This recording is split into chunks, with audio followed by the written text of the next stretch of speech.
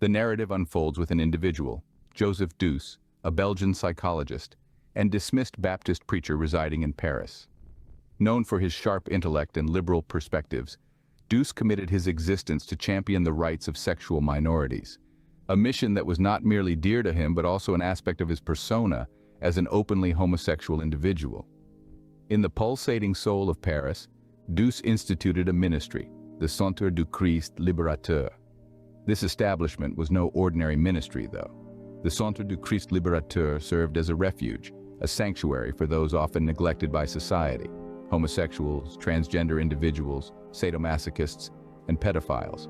It was a haven where they could discover acceptance, comprehension, and support, a rarity in that era. Doucé's existence was a testament to his conviction in the freedom of love, irrespective of social constraints. However, as he fought for the rights of the marginalized, he also attracted the scrutiny of those who opposed his forward-thinking ideologies. Against this colorful tapestry of his life, Doucé was closely monitored by a clandestine police intelligence division, Renseignements Généraux.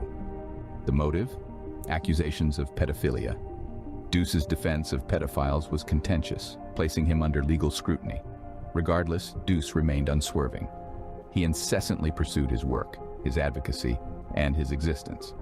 Yet, as the summer of 1990 approached, circumstances took a dismal turn. Joseph Doucé, the dismissed preacher, the defender of sexual minorities, the man who dared to defy societal standards, inexplicably vanished.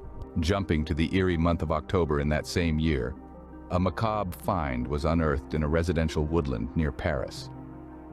Icy autumn breeze stirred the foliage, murmuring tales of a life abruptly terminated. Hidden among the timber, a stark memento to our inevitable end was revealed: the corpse of the vanished rogue minister, Joseph Doucé. He had served as a lighthouse for the sidelined, an echo for the muted. But now, his voice was extinguished. The woodland, once a refuge of scenic charm, had transformed into a crime scene. Due to the brutality of the scene, dental impressions, a haunting reflection of life previously enjoyed, were needed to affirm the identity of the mangled corpse. They pinpointed that Doucé had encountered his premature demise around July 20th, a glaring opposition to the colorful summer spell. A psychoanalyst, a deposed minister, a champion for sexual minorities, Doucé had worn many hats in his existence, but in his untimely ending, he embodied a riddle that needed to be solved. His corpse unveiled no immediate hints towards his downfall, no narrative of his closing chapter. This once flourishing champion for the sidelined was diminished to a lifeless figure in a woodland. With the deceased identified, the wheels of justice were set in motion. Following the revelation, the investigation rapidly escalated. The commencement was, mildly speaking, far from ordinary. The case fell under the watchful eyes of a covert police intelligence squad, Renseignements Généraux, infamous for their unorthodox and often contentious methods. The Renseignements Généraux was not your customary law enforcement. They were an enigmatic intelligence-securing branch of the French police, charged with scrutinizing sensitive cases. Their methodology, nevertheless, was frequently challenged, and this case was no outlier. The unit was alleged to employ, to put it delicately, less than moral tactics in their probes. Their regular protocol often involved efforts to sabotage their subjects using means that many would deem unethical. In the matter of Doucé, accusations were particularly severe. The Renseignements Généraux were indicted for plotting to employ homosexual sex workers to undermine their subjects. The intention was to trap and shame influential individuals, including governmental and commercial leaders, in a network of scandal and blackmail. The detective assigned to monitor Doucé, a man named Jean-Marc Dufourg, was reported to have been instructed to orchestrate such a plot. And with eyewitnesses reporting last seeing Doucé leaving his apartment on July 19th with two men wearing police badges, Dufourg became a prime suspect. Could he have orchestrated such a heinous hate crime? In a twist that could belong in a detective thriller, however, Dufourg professed that the plan was never implemented. Nevertheless, the phantom of these allegations cast a shadow over the probe. It introduced an additional layer of complication and contention to an already tangled case. The dubious methods of the Renseignements Généraux, in combination with Doucé's provocative advocacy for sexual minorities, portrayed an image of an investigation embroiled in controversy and soaked in mistrust. As the probe intensified, so did the shroud of mystery and doubt. Now let's take a look at Jean-Marc Dufourcq, the dedicated investigator assigned to monitor Doucé. This is the point where our narrative veers towards the clandestine realm of authority and machination. Dufourcq, a veteran investigator, found himself enmeshed in a maelstrom of scandal and dubious strategies. He professed to have been commanded to carry out specific deeds that would cause even the most seasoned lawbreakers to recoil. These mandates supposedly entailed the deployment of homosexual escorts to entrap influential figures in government and business, an approach that would assuredly provoke controversy in any esteemed society. A strategy so audacious it's almost inconceivable. Yet, in the sphere of true crime, the implausible often morphs into the indisputable. This startling revelation sent tremors through the institutional framework. The Interior Minister Pierre Joxe, a man adept at navigating the intricacies of authority, was swift to denounce these purported unethical practices. His pronouncements reverberated through the corridors of power, a definitive declaration that such ploys were unacceptable in an equitable society. But does this imply for our conscientious investigator Dufourcq? Was he merely implementing directives, ensnared in a web of deception and manipulation? Or was he a complicit participant, a willing pawn in a chess game of power and dominance? His assertions are haunting, a stark illustration of how the quest for justice can occasionally border on transgressing ethical boundaries. Was Dufourcq merely a piece in a larger puzzle, or was he more complicit than he professed? As we probe further into this enigma, the boundaries separating the innocent and the guilty, the predators and the prey, become progressively indistinct. Regardless of the probing and ensuing scandal, the homicide of Doucé remains a cold case. The story of Joseph Doucé, an expelled Baptist pastor and champion for sexual minorities, is an intricate web of unresolved mysteries and lingering dilemmas. Doucé, an openly gay individual and pioneer of the International Lesbian and Gay Association, met his tragic end in a French forest in October of 1990. His demise was a haunting climax to a life committed to society's underdogs. However, the salient points of the inquiry are anything but clear-cut. Doucé's corpse identification based on dental data suggested he met his demise in July, several months before his body was discovered. Nonetheless, the specifics regarding his vanishing and decease remain cloaked in ambiguity. Doubts were cast on an enigmatic police intelligence squad, the Renseignements Généraux, notorious for their dubious maneuvers. This squad had been tracking Doucé as a part of an inquiry into alleged pedophilia. The delegated inspector, Jean-Marc Dufourcq, asserted immoral methodologies were mandated, including the exploitation of homosexual sex workers to entrap political and business tycoons. However, he maintained these plans were never put into action. This exposure stirred a plethora of conjectures surrounding Doucé's demise. Some surmise the police squad may have been complicit, highlighting their surveillance of Doucé and their reputed readiness to employ unconventional strategies. Others posit that Doucé may have been targeted due to his advocacy for sexual minorities and his contentious support for pedophiles. Yet, amidst these hypotheses and the scandal attached to the case, no tangible proof has surfaced to pinpoint Doucé's killer. No weapon related to the murder was ever disclosed, and no individual has been accused of the atrocity.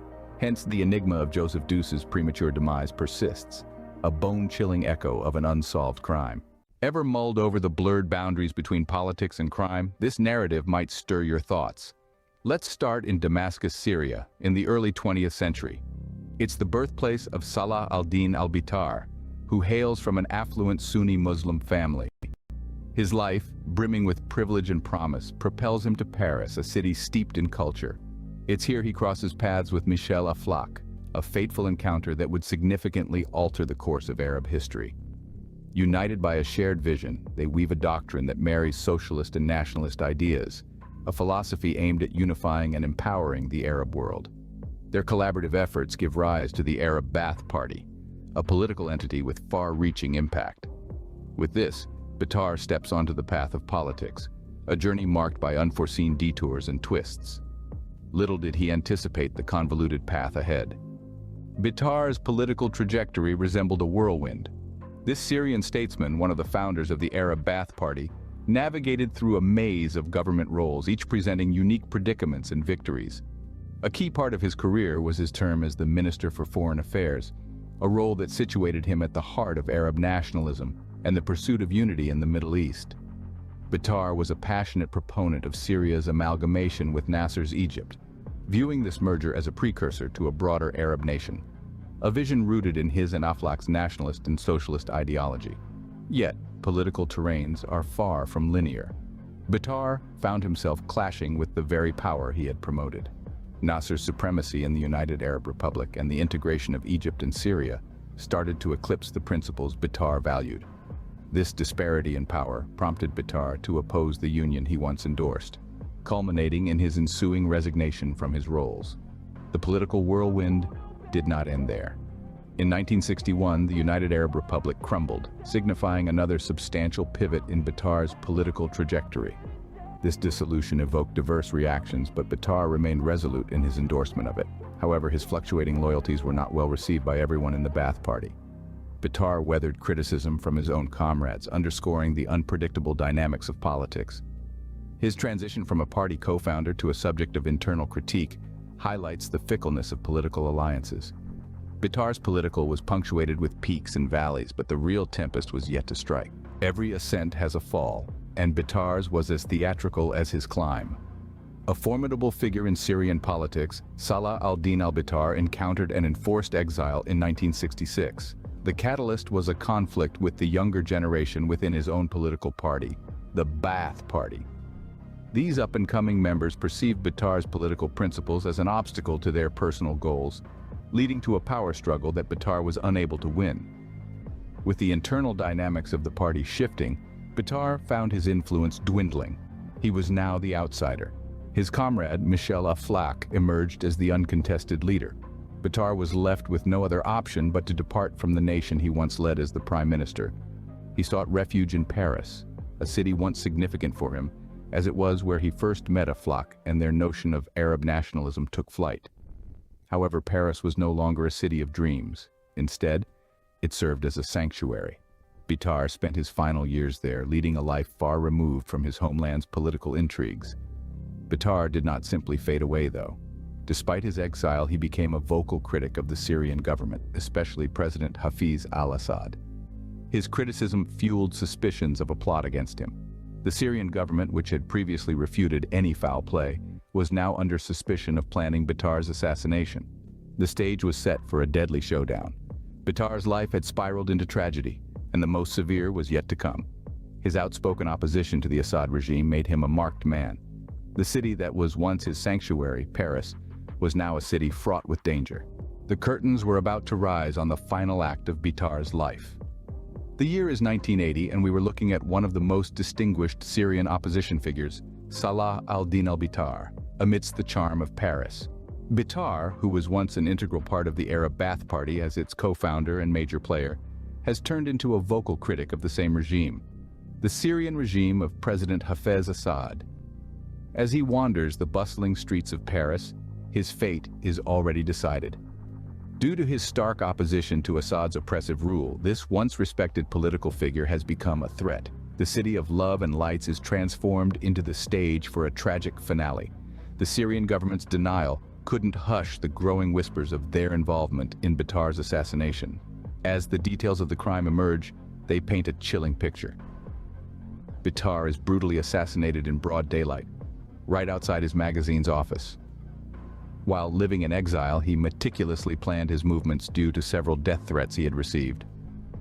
On that fateful day, he coincidentally had an interview with a journalist which brought him into the office. Little did he know it would be his last trip. Found outside the door of his office, he had a single gunshot wound from a suppressed pistol to the back of his neck.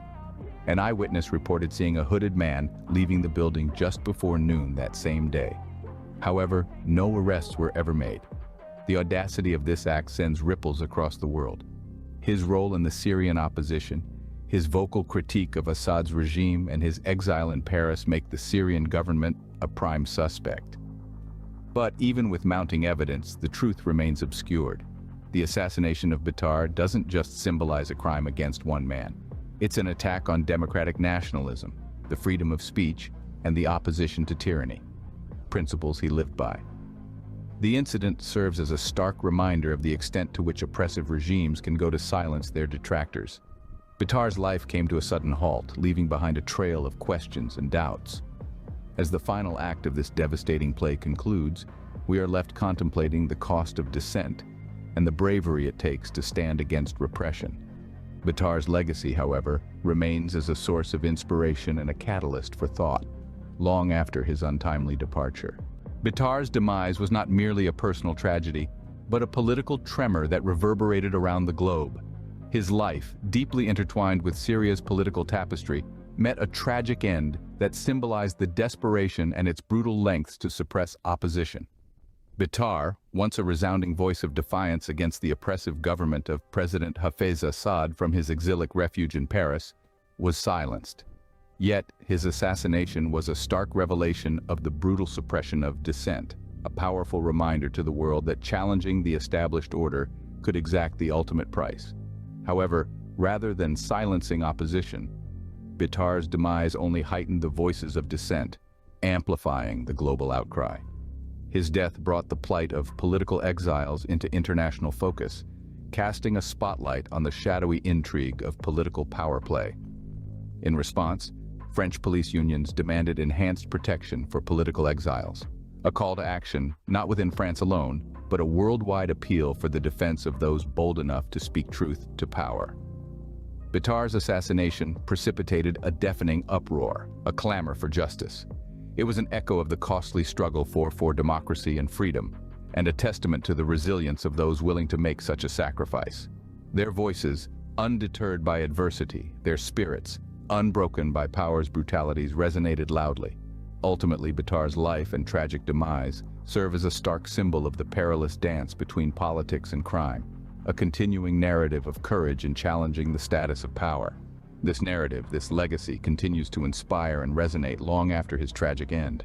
So what can we glean from this tale of politics, authority, and crime? Salah al-Din al-Bitar, born into Damascus's affluence in 1912, charted an influential journey that led him from the academic environs of Paris to the pinnacle of Syrian governance as its prime minister.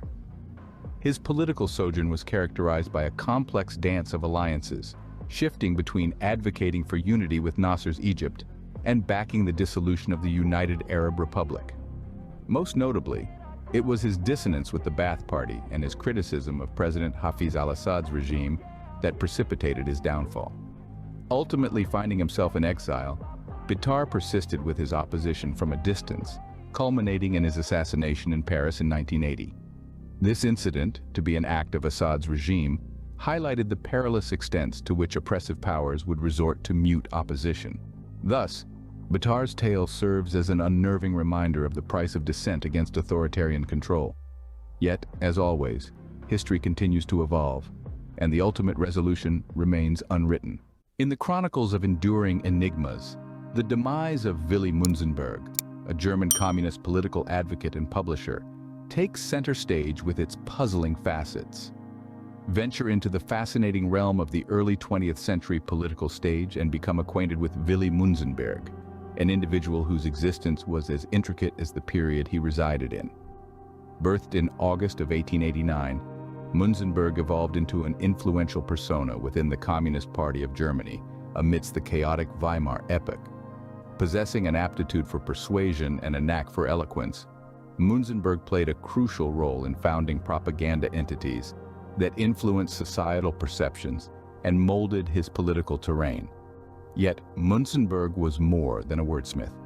His deeds mirrored his beliefs resonantly and distinctly. When the Soviet Union was besieged by starvation, Münzenberg spearheaded aid initiatives, garnering support and portraying the empathetic facet of the communist ideology. As time marched on, Münzenberg commenced to feel increasingly disillusioned with the Soviet Union, especially under the despotic leadership of Joseph Stalin. This disaffection eventually prompted his departure to Paris, where he persisted in his fight against fascism, simultaneously expressing his disapproval of Stalin's dictatorship. In the City of Love, Münzenberg's life underwent a captivating transformation. He began retracting from public endeavors, channeling his vigor into analyzing and discrediting Nazi propaganda. This withdrawal from the limelight climaxed in the creation of a journal advocating for a rejuvenated German United Party. However, this is where the story plunges into darkness.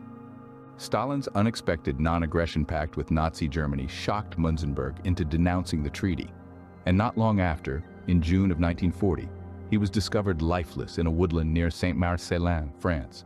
His cryptic demise in the French forest continues to mystify and bewilder, embodying more riddles than solutions. The enigma of Willi Münzenberg ceaselessly captivates and confounds, a tribute to the individual's enduring influence and the perpetual allure surrounding his unresolved death. Unraveling the mystery requires us first to comprehend the individual. Willi Münzenberg, the ardent communist, tireless activist, and accomplished publisher. Born in Germany during the later stages of the 19th century, Münzenberg's existence was marked by fervent political zeal and unwavering devotion to the communist doctrine. His sway extended well beyond the confines of his native land, stretching to the remote edges of the Soviet Union. Arguably, his most momentous contribution was his propaganda efforts. With an astute comprehension of media's potency, Münzenberg harnessed his publishing acumen to champion the communist agenda globally. He played a pivotal role in amassing aid for famine-stricken areas in the Soviet Union, underscoring his profound empathy for the struggles of the populace. But Münzenberg was neither merely a publisher nor a philanthropist. He was a charismatic and capable individual of galvanizing people. He masterminded the inception of front organizations, rallying intellectuals and renowned personalities to unite under communism's banner.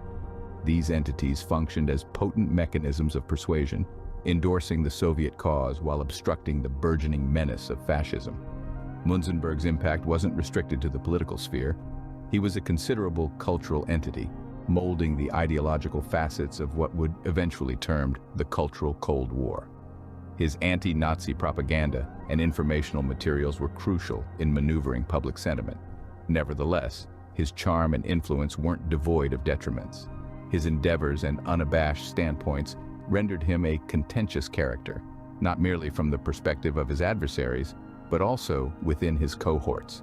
His exit from the Communist Party in 1938, his repudiation of Stalin's Pacific Pact with Nazi Germany in 1939, and his ceaseless anti-fascist and anti-Stalinist activism all placed him firmly in the crosshairs. His dynamic personality and expansive connections marked him as a person of interest, but who indeed wished for his demise. The period preceding Münzenberg's death was riddled with pressure and transformation.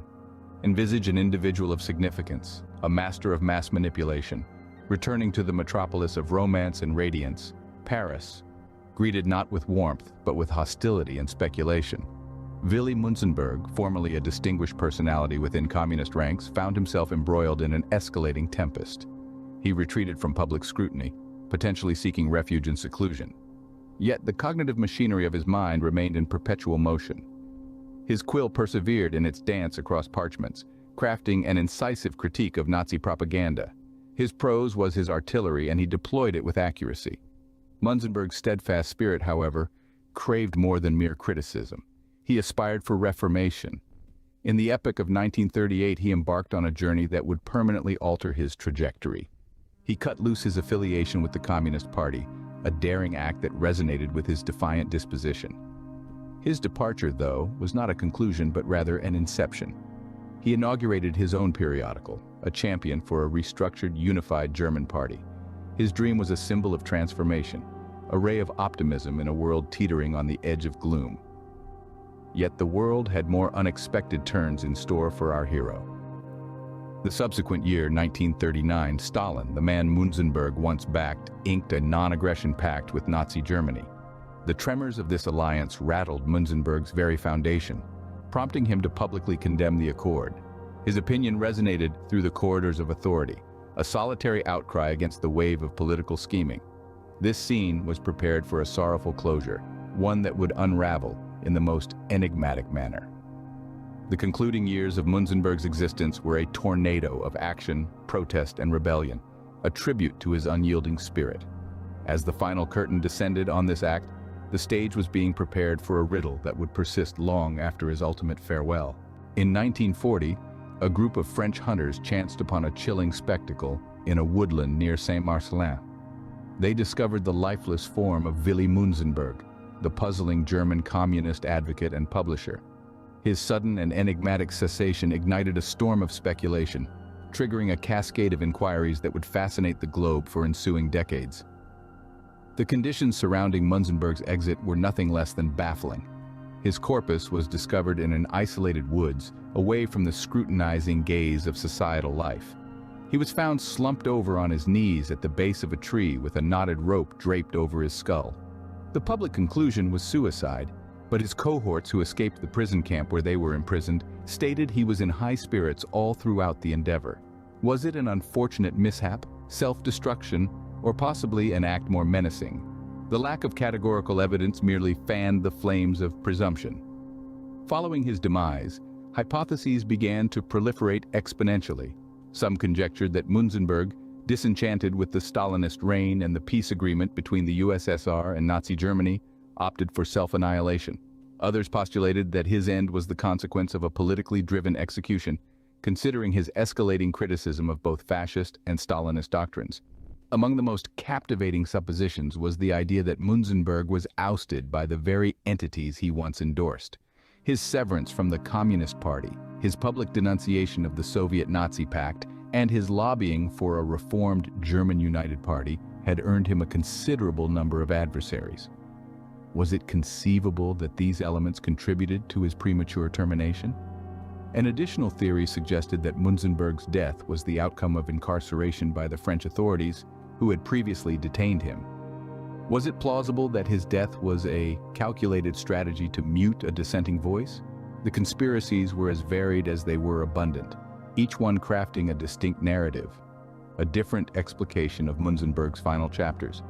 Nonetheless, nobody could definitively resolve the queries his death had raised. The enigma of Willi Münzenberg's demise was and remains a quandary shrouded in mystery.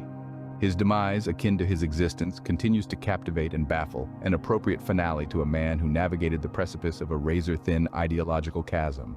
Scores of years have elapsed since the death of Münzenberg, leaving a lingering enigma. This captivating personality, a potent voice in his epic, bequeathed a conundrum which still reverberates within the annals of history.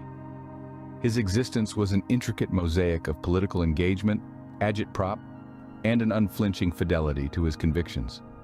Curiously, his premature and cryptic death perpetuates our inquisitiveness.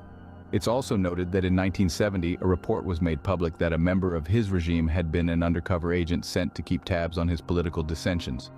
This revelation brought about new and revised theories that he had been silenced prematurely before he could rejuvenate his movement. Regardless, the concluding episode of his existence, his obscure death, is veiled in ambiguity. Münzenberg's sway extended considerably beyond his lifespan, though. His endeavors, particularly within the domain of propaganda, remain a subject of scrutiny, and his existence is an inexhaustible fascination. Regardless of his dissociation from the Communist Party and his censures of the Stalinist government, he unquestionably had a profound impact in molding the political terrain of his time.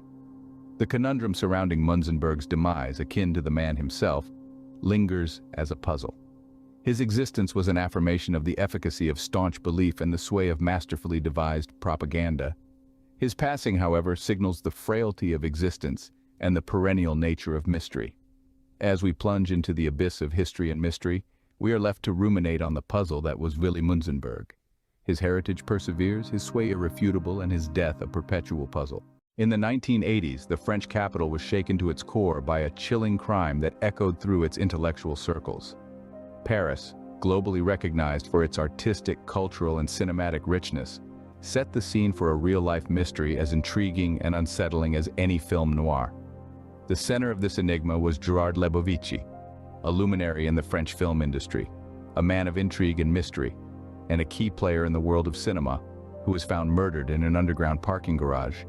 Lebovici was no ordinary film industry giant. He was more a force of nature, a man who made his mark on the European film industry in ways few others could match.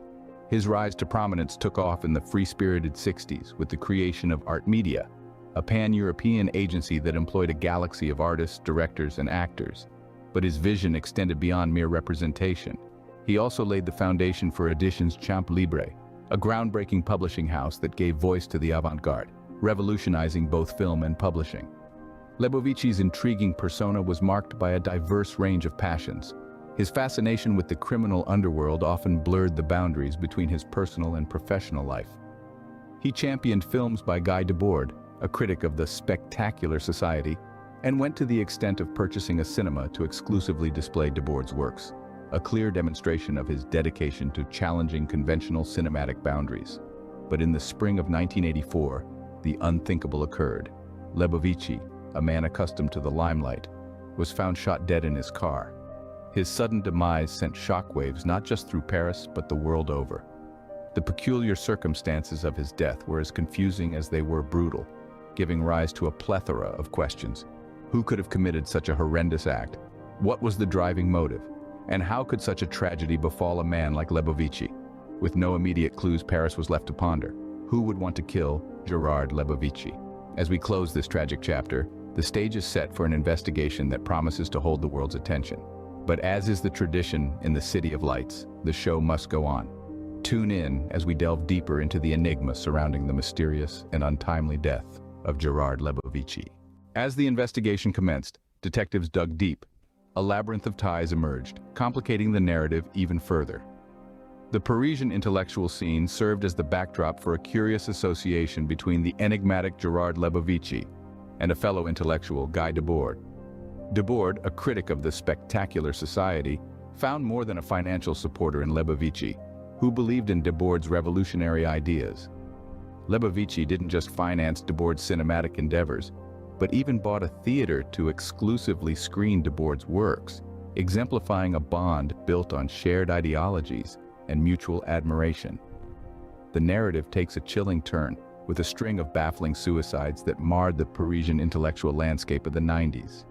Debord himself met his untimely end in an isolated farmhouse in Champeau, and it didn't stop there. Roger Stéphan, a writer, and Gérard Voitet, a publisher, both linked to Debord, also tragically ended their lives, or so we're told. The rapid speculation by the Parisian press linked these deaths to their joint involvement in the intellectual and publishing circles, their relationships with each other, and their ties with Lebovici. These fatal incidents stirred up questions about financial transactions, political alliances, and unresolved secrets from the past. Were these men tormented by their personal despair, or were they driven to the brink by forces unseen? The intricate details of their personal lives, relationships, and political leanings added more layers to the mystery. Was it pure coincidence, or was there a more sinister link tying these tragic deaths together? As we probe further into the lives and untimely deaths of these men, we find ourselves wrapped up in a complex network of connections, leaving us with more questions than answers. But then again, isn't that the allure of a bona fide crime mystery? The answers usually lurk in the darkness, slightly out of our grasp.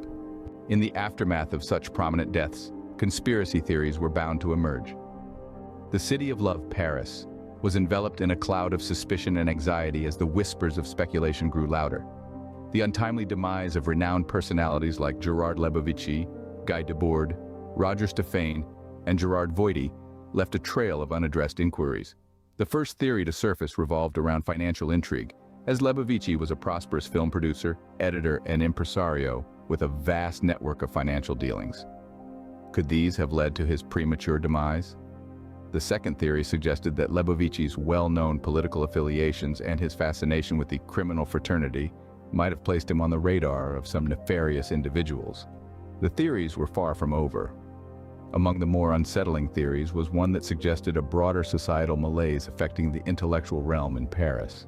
Some conjectured that the suicides of these intellectuals were not solitary occurrences, but a fragment of patterns that reflected the condition of the artistic world in Paris. Despite the numerous theories, the unanswered questions loomed larger. Every hypothesis was like opening a new Pandora's box, resulting in more questions than answers. The truth, it appeared, remained as elusive as ever. Even as time marches on, the death of Gérard Lebovici continues to baffle. The puzzle pieces of this mysterious crime, the whispers and echoes of which still ripple through the Parisian intellectual scene, refuse to fit together cleanly. The exhaustive investigation may have been launched, but solid evidence that could unmask a killer remained as elusive as a wisp of smoke. The riddle of the crime scene, Lebovici's car, in which he was found shot 4 times in the back of his head, yielded barely a hint of clues. The murder weapon was that of a commonly used pistol, making it very difficult to pinpoint. A glaring absence of witnesses, a missing murder weapon, and a scarcity of tangible evidence left investigators clutching at straws. Yet, this paucity of definitive proof did not dampen the rise of a multitude of theories. Some fingers pointed towards Lebovici's political affiliations as a plausible motive. Others hinted at his curious interest in the criminal underworld. With the booming film industry burgeoning across Europe, it was reported that the mafia was heavily involved behind the scenes. There were whispers linking the mystery to his entrepreneurial endeavors, especially his avant-garde publishing house, Editions Champ Libre. However, none of these theories have managed to provide a crystal-clear answer. The cloud of this unresolved puzzle has cast a long shadow not only on those in direct relation to Lebovici, but also on the community at large. Lebovici's wife, who assumed the reins of Editions Champ Libre post his demise, shouldered the weight of his unresolved murder up until her death in the year 1990. His peers and acquaintances, such as Guy Debord, were entangled in a web of loss and lingering questions about his sudden death. But the effects were not limited to his close circle. The Parisian intellectual community, once a buzzing hive of ideas and discussions, was deeply rattled by the unresolved murder. The ensuing fear, suspicion, and uncertainty cast a chilling cloak over this thriving community, a shadow that persists till today. The death of Gérard Lebovici, the absence of closure, the plethora of unanswered questions, all weave together to form a narrative that is as riveting as it is heartbreaking. It's a tale that continues to enthrall true crime aficionados, historians, and anyone fascinated by the intricacies of the human condition. The bottom line is, the enigma of who murdered Gérard Lebovici lingers.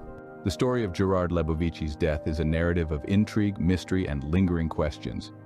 In the realm of true crime narration, few narratives are as compelling as the tale of Gérard Lebovici, a titan of the film industry, an impresario who sculpted the trajectory of European cinema in the 60s, and a revolutionary publisher. Lebovici's sudden murder in 1984 left an indelible mark. His body, found riddled with gunshot wounds to the back of his head in his car, painted a chilling tableau that still haunts the chronicles of crime.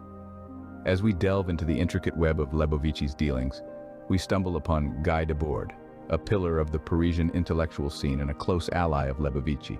Their shared intrigue with the criminal underbelly and political affiliations introduced an extra degree of complexity to this already twisted narrative. Debord's suicide a decade after Lebovici's death, succeeded by the suicides of writer Roger Stephan and publisher Gerard Voitet, opened up a Pandora's box of conspiracy theories and speculation. The Parisian media and intellectual circles ran rampant with theories, financial chicanery, political discontent, and unresolved enigmas from history. The interconnected deaths of these three intellectuals ignited a speculation inferno that still rages. Did their shared participation in publishing and intellectual circles contribute to their tragic demises? Or did a more sinister hidden motive exist? The ongoing puzzle and unanswered questions surrounding Lebovici's death, the subsequent suicides, and the whirlwind of conspiracy theories continue to mystify. Despite extensive probes and heightened media scrutiny, the truth remains shrouded. And so, as we take our leave, remember, the charm of true crime is not just in the answers unearthed, but also in the questions left unresolved. Picture a tranquil August night in 1952, in the picturesque hamlet of Lourdes, France. This calm setting abruptly shattered by a horrifying discovery. Nestled within Provence's core, Lourdes epitomizes bucolic charm. However, this serene evening descends into an abyss of horror with an event as ominous as the enveloping darkness. The respected Drummond family, Sir Jack, his spouse Anne, and their 10-year-old daughter Elizabeth, while enjoying a peaceful holiday, become the targets of a savage murder. Amid the deafening silence of the night, a macabre ballet of death unfurls. The Drummonds, once delighting in the peaceful French rural life, now lie motionless, their existence abruptly extinguished. Their remains are found near a farmstead, a symbol of life turned into a grim monument of death. This farm is a familiar sight for the locals, being the property of the Dominici family, ordinary residents of Lourdes. The grim discovery near their land intensifies suspicion, transforming the formerly friendly villagers into cautious observers. The once serene town is now the nucleus of a chilling triple homicide. The atmosphere is heavy with apprehension and mistrust, the villagers' gaze now holding dread instead of warmth. The scenic surroundings, formerly the villagers' pride, now conceal a terrifying secret. At the first light of day, the tireless quest for justice commences. The Drummond family, a trio, was savagely murdered, leaving behind a trail of unsolved mysteries. As we probe into the primary investigation, a spine-chilling narrative starts to unravel. The murder weapons, potential culprits, and the hushed rustling of the wind each held fragments of a seemingly unsolvable crime. Esteemed scientist Sir Jack Drummond and his family were found dead on the morning of August 5, 1952. Sir and Mrs. Drummond were found near their car, parked by the road, both shot from behind by different caliber bullets. Their daughter, Elizabeth, was discovered down by the river, the victim of a much darker death. This poor young girl was found face down, her skull bashed so devastatingly that the butt of the rifle used to end her life was found several meters down the riverbank. Amid the suspects, a local farmer, Dominici, was conspicuous. An ordinary man leading a peaceful existence, suddenly thrust into the whirlwind of a notorious murder inquiry. Arrested and convicted, Gaston shouldered the blame for a felony he professed innocence. It begs the question, how could this 75-year-old man, a pillar of the farming community, savagely murder 3 innocent family members? Discrepancies emerged, indicating a situation far more intricate than a mere act of random aggression. Varied weapons suggested multiple culprits, and unknown figures near the crime scene hinted at a deeper, more sinister conspiracy. Despite investigators' relentless efforts, the puzzle refused to fall into place. Gaston, under the persistent cloud of suspicion, asserted his linguistic barriers, cultural variances, and the absence of a motive all intensified the growing skepticism surrounding his conviction. And then there was the question of the Drummond's presence in the farming community. Coincidentally, there was a chemical plant located nearby and a potential rendezvous with a former war hero, creating insinuations of spy motives. Could their demise have been a byproduct of an extensive, more menacing scheme? Could Gaston Dominici have been a mere scapegoat in a web of international subterfuge? As the suspicion noose tightens around Gaston, invisible mystery strands start to untangle. The investigation, far from concluding, was merely skimming the surface of a riddle that would perpetually perplex the archives of true crime history. In the sanctuary of law, Gaston Dominici's destiny teeters on the precipice. However, the unfolding trial is anything but typical. Picture the scene: small-time farmer Gaston Dominici, accused of the savage killings of the Drummond clan. The courtroom vibrates with tension. The proof? Merely circumstantial. The verdict? Assumed guilt to be a certainty. Dominici, a simple soul, finds himself trapped in the labyrinth of the legal system. His comprehension of the process is restricted due to language barriers, making it nearly impossible for him to understand. It's reminiscent of David versus Goliath, except our David is equipped not with a weapon, but a minimal understanding of the language and legalities. The judgment is delivered. Gaston Dominici, culpable as charged. The pronouncement: execution. The audience gasps, the gavel descends, and Dominici is escorted away. Yet his tale persists. The gears of justice grind on, though possibly not on the right path. In an unexpected twist, Dominici's death penalty is reduced to life confinement. His life is preserved, but is stripped away. Even incarcerated, Dominici's saga takes another bend. His health declines, and the authorities decide to set him free. He emerges back into society, a liberated man, but at what expense? Ultimately, Gaston gains freedom, but the specter of the Drummond's murder persists. Is he the true perpetrator? Was justice done? Or was Dominici merely a pawn in a game maneuvered by powers beyond his understanding? So, what if there's an unseen facet to this narrative? The Drummonds were no ordinary sightseers. They were involved in a complex saga, steeped in potential espionage, adding a surprising spin to the dreadful assassination of the Drummond clan. Sir Jack Drummond was more than a notable scientist. He also had links to a chemicals enterprise and was knighted for his work in nutrition, a conspicuous element in this enigmatic case. Could it be that Sir Jack's vocation and his attachment to this enterprise motivated his assassination? Or is it more than just serendipity? Some contend that Sir Jack, with his scientific acumen, was engaged in something broader regarding the local chemical plant near the family's murder scene, potentially attracting perilous scrutiny. Adding spice to the mystery is Sir Jack's ambiguous meeting with a past resistance hero, Father Lorenzi, which occurred shortly before the Drummonds' doomed vacation. Could this liaison have ignited the subsequent catastrophe? Or was it a harmless interaction, misconstrued in the aftermath of the horrific episodes? The discrepancies in the case, the variety of arms employed, the unknown characters spotted near the crime scene, all hint towards a malicious conspiracy. It paints a tableau far detached from the tale of a 75-year-old provincial farmer evolving into a murderer. Rather, it implies a clandestine realm of espionage and subterfuge where the Drummonds were likely unwitting chess pieces. As we unravel this conundrum, we find ourselves enthralled in a world of undisclosed truths and falsehoods, with the specter of espionage veiled in obscurity. Were the Drummonds targeted for reasons they couldn't fathom, ensnared in a lattice of global treachery? As we probe further into this harrowing tale, we unearth a labyrinth of secrets, deceit, and espionage. Half a century later, the Drummond homicides remain an enigma. Could there be more lurking beneath this seemingly clear-cut tale of a local farmer's savage deed? In the serene corners of Lourdes, hushed murmurs persist about the dreadful night the esteemed scientist Sir Jack Drummond, his spouse Anne, and their daughter Elizabeth met their untimely demise. Gaston Dominici, the provincial farmer, was condemned, yet many nurse unresolved qualms regarding his culpability. His initial story was of innocence. However, he later recanted his tale and took the blame for the murders to then state he did it to protect my family. Delving into the specifics, a feeling of disquiet emerges, a persistent notion that the narrative isn't entirely cohesive. With the gunshot wounds consisting of 2 separate weapons being used, and multiple eyewitnesses stating the sight of several unknown people that same morning, one has to wonder how one man, well past his prime, could have committed such a heinous crime. And why? In fact, the Drummond family's ties to a chemical plant, together with Sir Jack's secret rendezvous with a past resistance champion, pose a provocative inquiry. Could this have been a covert operation? A malevolent scheme, systematically orchestrated and mercilessly executed? Yet despite the persuasive hypotheses and fascinating clues, the genuine culprits remain maddeningly out of reach. The reverberations of the Dominici affair resonate beyond Lourdes' confines. It's an eerie narrative inspiring films and literature, infiltrating pop culture, and igniting fierce discussions about fairness and veracity.